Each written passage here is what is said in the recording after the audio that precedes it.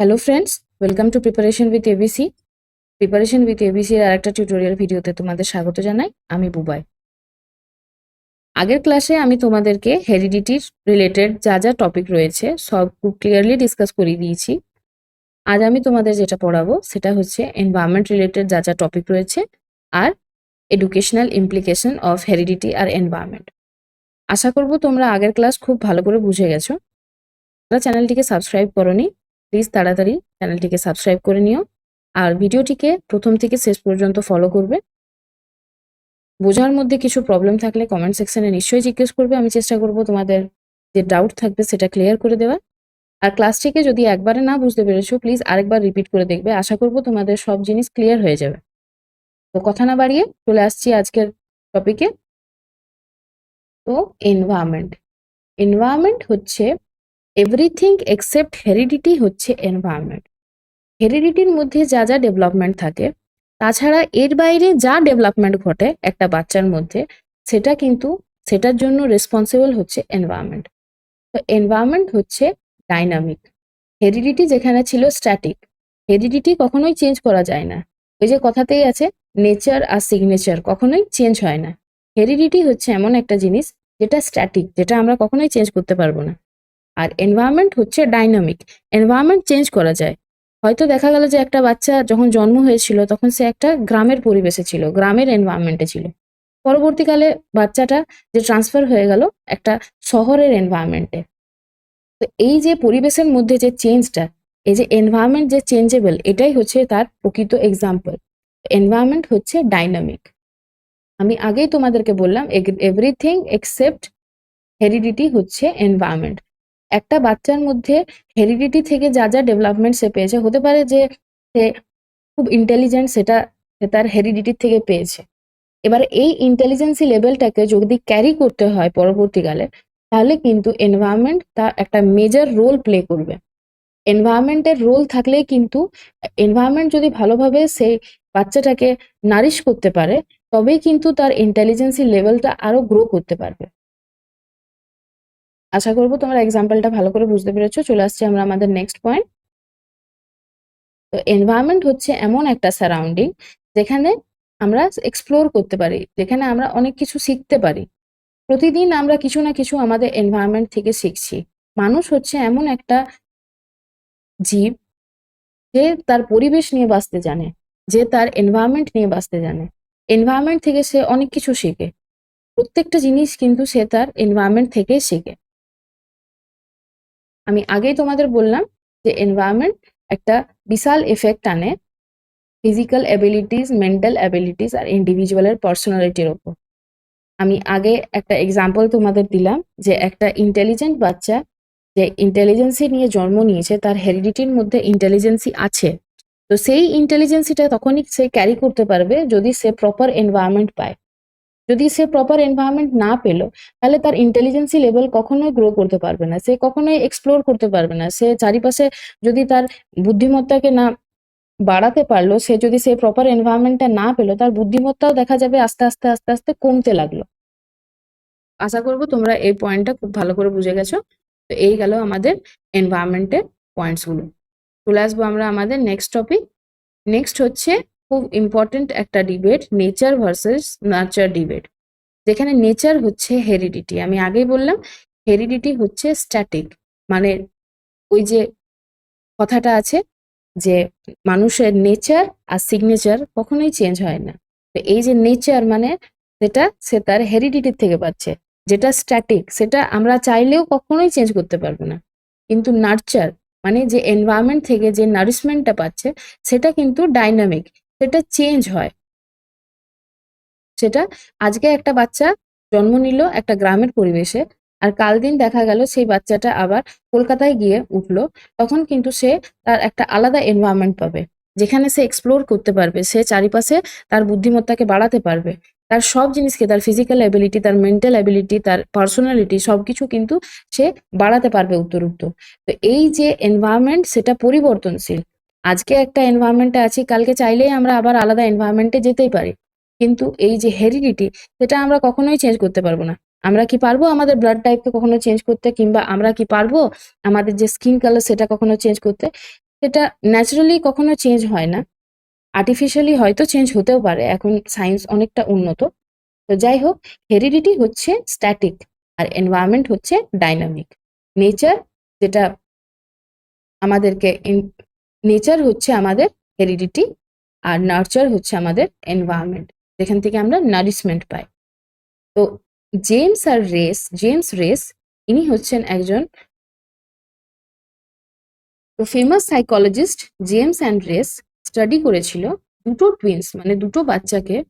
একজনের মধ্যে একটা বাচ্চাকে রেখে দিয়েছিল ভিলেজে, আর আরেকটা বাচ্চাকে রেখে দিয়েছিল একটা বড় সিটিতে, যেখানে সে সব রকম ফ্যাসিলিটি পাচ্ছিল। একটা বাচ্চা যে বড় একটা সিটিতে থাকবে, একটা বড় টাউনে থাকবে, সে প্রচুর ফ্যাসিলিটি পাবে। একটা বাচ্চা যে ভিলেজে থাকবে তার কম্প্যারিজনে সে অনেক বেশি ফ্যাসিলিটিস পাবে।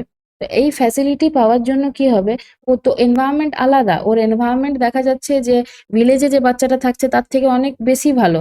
তো এনভায়রনমেন্ট ভালো থাকার কারণে কি হচ্ছে, তার কিন্তু ইন্টেলিজেন্সি লেভেলেও কিন্তু চেঞ্জেস থাকছে। তো এই যে চেঞ্জেসটা আমি আগেই তোমাদের সঙ্গে ডিসকাস করলাম, এই এক্সাম্পলটা এই নিয়ে আমি তোমাদেরকে 3বার বোঝাচ্ছি, যে একটা বাচ্চা ভিলেজে থাকছে, তখন তার ইন্টেলিজেন্সি লেভেলটা সেইভাবে গ্রো করছে না। যখনই তার এনভায়রনমেন্ট সে চেঞ্জ করে একটা ভালো এনভায়রনমেন্টে যাচ্ছে, তখন সে এক্সপ্লোর করতে পারছে, তখন তার যে ইন্টেলিজেন্সি লেভেলটা সেটা বারবার সুযোগ পাচ্ছে। একটা বাচ্চা যে ভিলেজে থাকবে তার জেনারেলি ইন্টেলিজেন্সি লেভেলটা কম হবে একটা বাচ্চা যে শহরে থাকছে তার তুলনায়। চলে আসবো আমরা আমাদের next topic, significance of heredity and environment. তো ডেভেলপমেন্ট আর কিছুই না, মিশ্রণ হচ্ছে হেরিডিটি অ্যান্ড এনভায়রনমেন্ট। তো ডেভেলপমেন্ট হচ্ছে multiplication of heredity and environment. Heredity আর এনভায়রনমেন্ট থেকে যা কিছু আমরা শিখি সেটাই হচ্ছে আমাদের ডেভেলপমেন্ট। চলো দেখে নিই নেক্সট পয়েন্ট। তো নেক্সট পয়েন্টে ল্যান্ডিস ইনি হচ্ছেন একজন সাইকোলজিস্ট। ইনি রিমার্ক করেছিলেন যে হেরিডিটি আমাদেরকে ক্যাপাসিটিস দেয় ডেভেলপ করার জন্য। হেরিডিটির থেকে আমরা ডেভেলপমেন্টের কিছু অংশ পাই, কিন্তু এই যে এনভায়রনমেন্ট আমাদেরকে অনেক অপরচুনিটি দেয় আমাদের এক্সপ্লোর করার জন্য, সেই ক্যাপাসিটিস গুলোকে আরো ভালোভাবে ডেভেলপ করার জন্য। তো কি বুঝতে পারছি আমরা, যে একটা ডেভেলপমেন্টের জন্য, একটা প্রপার ডেভেলপমেন্টের জন্য হেরিডিটি আর এনভায়রনমেন্ট দুটোই কিন্তু ইম্পর্টেন্ট। নেক্সট পয়েন্টে, তো অ্যাকর্ডিং টু উডসওয়ার্থ হচ্ছেন একজন ফেমাস এডুকেশনালিস্ট। ইনি বলেছিলেন both are equal for both are essential for growth and development. Heredity আর এনভায়রনমেন্ট দুটোই কিন্তু গ্রোথ অ্যান্ড ডেভেলপমেন্টের জন্য নেসেসারি। আমরা আগেই দেখলাম যে development is equal to heredity and environment. তো এখানেও উনি বলেছেন, মানে উডসওয়ার্থ বলেছেন যে গ্রোথ আর ডেভেলপমেন্টের জন্য দুটোই নেসেসারি। একটা যদি কম বেশি হয়ে থাকে, যদি সে প্রপার এনভায়রনমেন্ট যদি না পায়, তাহলে কখনোই গ্রোথ আর ডেভেলপমেন্ট প্রপার হবে না।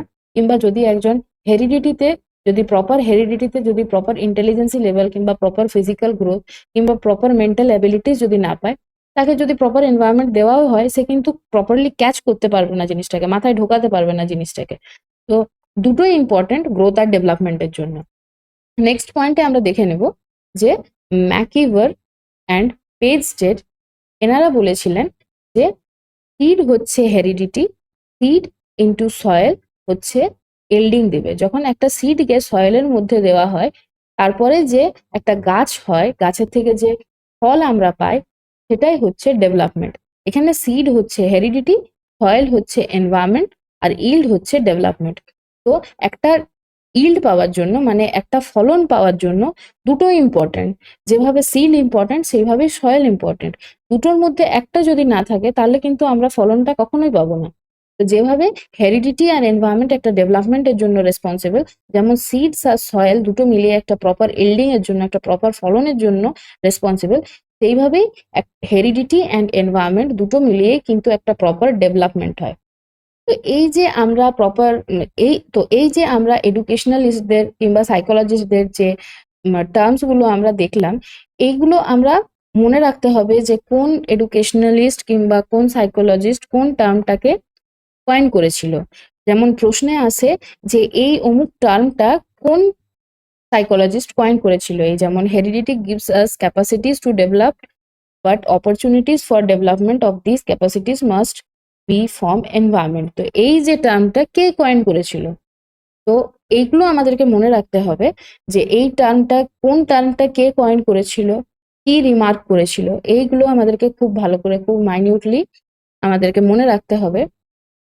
আমি প্রত্যেকটা জিনিস তোমাদের কাছে খুব ক্লিয়ারলি তুলে ধরেছি, খুব ক্লিয়ারলি আমি নিজে লিখে তোমাদেরকে তুলে ধরেছি, ভালো করে এক্সপ্লেন করে দিচ্ছি। আশা করব তোমরা খুব ভালো করে বুঝে যাচ্ছ। আমি এইভাবেই তোমাদের পুরো সিলেবাসটা কমপ্লিট করাবো।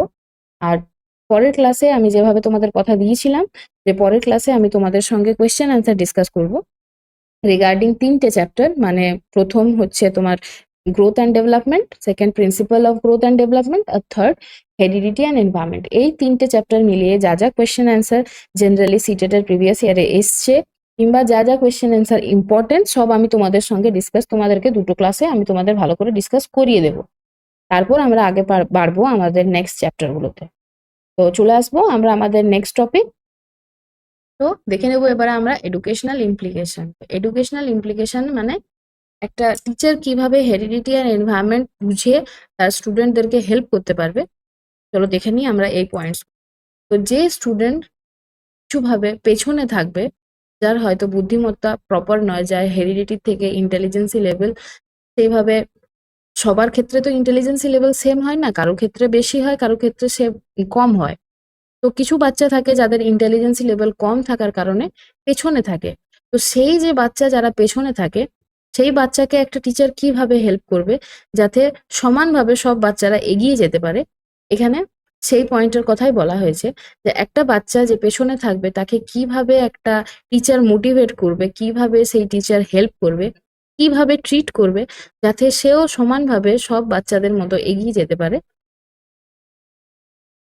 তো নেক্সট পয়েন্টে আছে অনেকগুলোই মেথড একটা ক্লাসে ব্যবহার করা উচিত, কারণ সবার ইন্টেলিজেন্সি লেভেল সেম না, সবাই হেরিডিটির থেকে সেম ইন্টেলিজেন্সি লেভেল পায় না, সবার একটা ইন্ডিভিজুয়ালিটি আছে।